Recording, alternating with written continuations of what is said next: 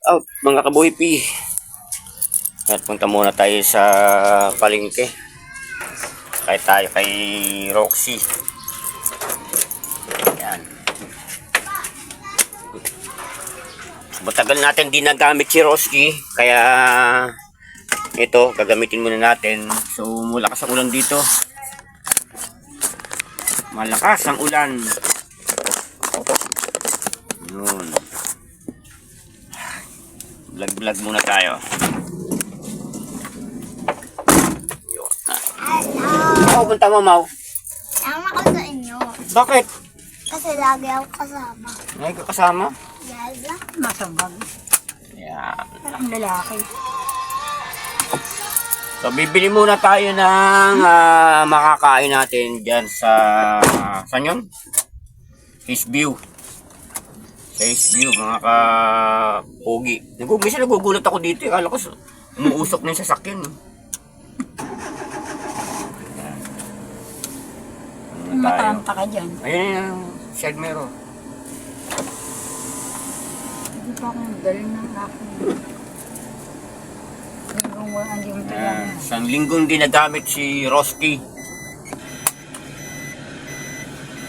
Tayo, bibili muna tayo ng ulam natin. Shout out sa inyo lahat. Mga sinigang. Ayan mga kabuipi, pag-pray po natin ang ating pasensya na kayo paulit-ulit ko sinasabi sa inyo na ipag-pray natin ang ating dating Senador Bong Revilla. Dahil ang hirap nga namang aasa ka na ikaw ay lalaya na o ano man. So, pray lang po tayo mga kaboypi. Pag-pray lang natin siya. Tanging Diyos lang naman kasi nakakaalam yun.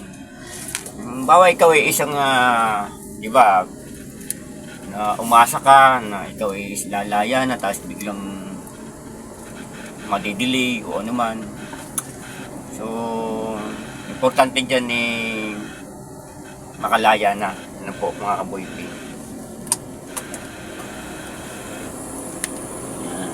Kamusta po kayo dyan? Shout out. At siyempre kasama ko yung aking may bahay. Ayun o. Aking may bahay o. Ayan, may bahay o. Ayan o. Mag-vlog ka habang nag-drive. Ayan, tabi. Naku, yung bisikleta. Mabangga natin.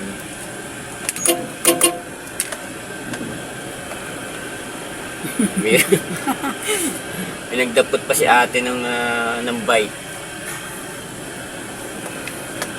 Yan, napasin niyo po mga kaboypi. Talagang dito sa Nait, umuulan na po ng malakas. Kanina malakas yung ulan dito. Super lakas po. Yan, maganda yan. Kasi una, para yung mga magsasaka natin, gustong gusto yung ulan. Ano po. Ada, may nababalitaan tayong El Niño, yung matinding init sa June. Ewan ko kung totoo yun, pero pag-pray natin, sana wag na. Kasi sobrang init. Okay na itong makulimlim. Kasi kailangan ng ating magsasaka yung tubig. Ano po, wag namang bagyo. Bagay tamang ulan baga. Tamang ulan lang. Hindi yung tamang baha. Ano po. Siyempre, yung ating mga ibang lugar dyan, binabaha pa rin, di ba? Madilim pa rin. Madilim pa rin. Oh. Oh, tingin yung kalangitan, pakita mo. Yan. Hindi, ikanin mo lang. Ganun mo yan. Pakita mo. Madilim ang panahon, di ba? Ulan pa yan. Madilim. Ulan pa yan. Yan. Pakita mo ito, Ricky. Yan. Nasa Nait po tayo dito sa kung saan ako nakatira. Dito sa subdivision. Ayan. Buti na yan at umulan kasi bisan nakakatakot yung mga gas fire. Bisan meron itong gas fire, talagang nataranta na itong mga tao dito. Ayan, sinashoutout ko si RJ at saka si yung dalawang ship natin dyan, kaibigan natin dyan sa Payatas. Shoutout po, mabuhay.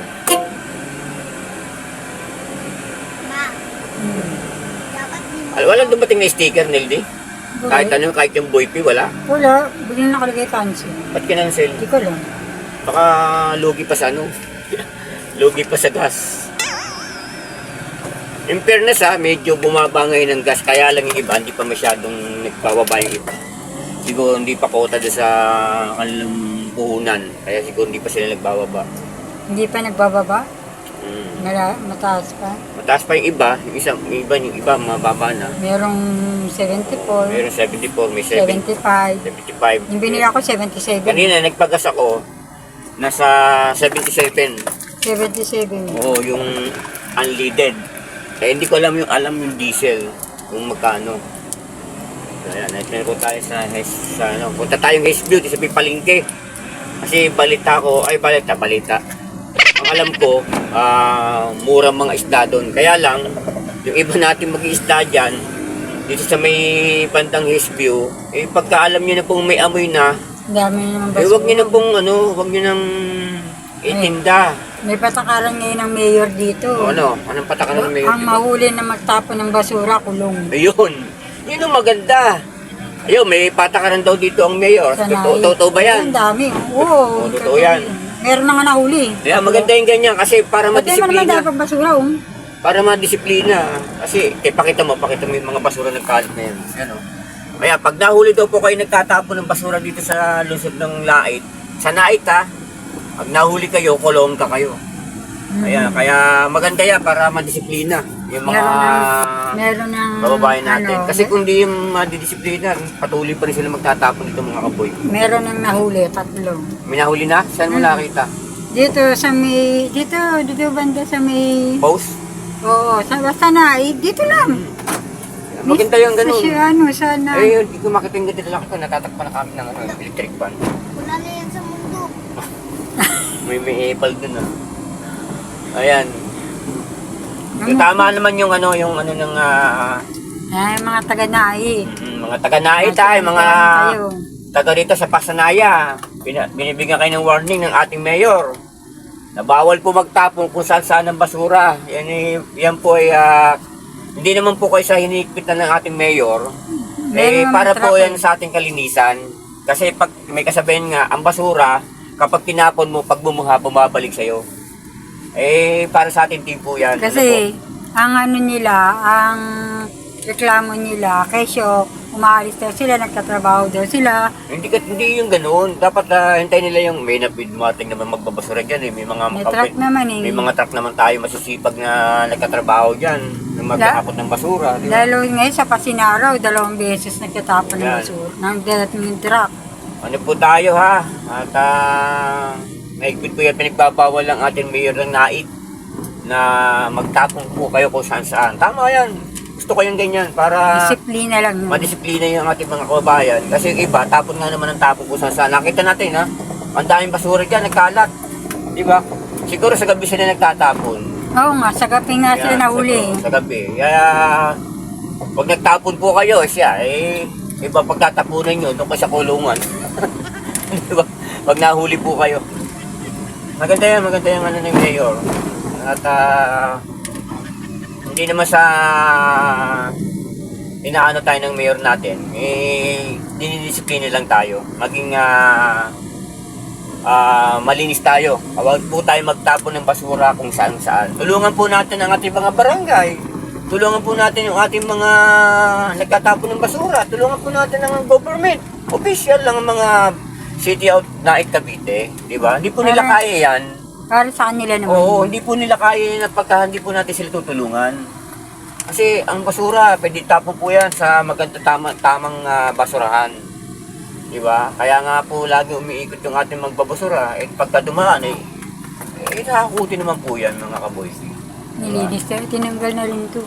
Ayan, malinis na. Tindahan to Ayan, tama nililinis nila yung mga dito tingin nyo. Pakita mo yan. Ayun yan, Ayan, tinanggal nililinis yung tindahan. nila. May tindahan dito Oo, ayan tinatanggal nila.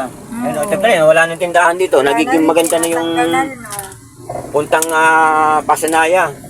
Tinatanggal na. Ayan. Yung mga tindahan. Nagiging maganda na kasi ang ating Lait. Tama yan, Marami na maging kasing tao. madisiplina tayo. Wala. Kaya Wala sa na ating yung mga mga kababayan huwag po kayo magtatapon ng basura kung saan. Kasi pag nahuli po kayo ng ating mga magigiting na barangay, dadalhin po kayo sa barangay.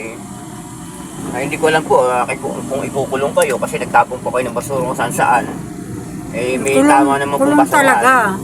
Yan. Kulong talaga ang inabot.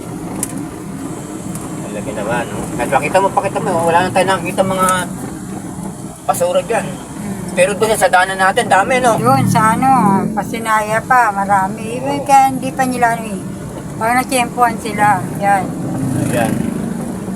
Yung bag, nandyan. Kala ko naiwanan mo. Pa-spray natin ito mamaya para Yan yun, kapatid. hindi ang kapatid. Ayun, Nasa bahay na. LDT.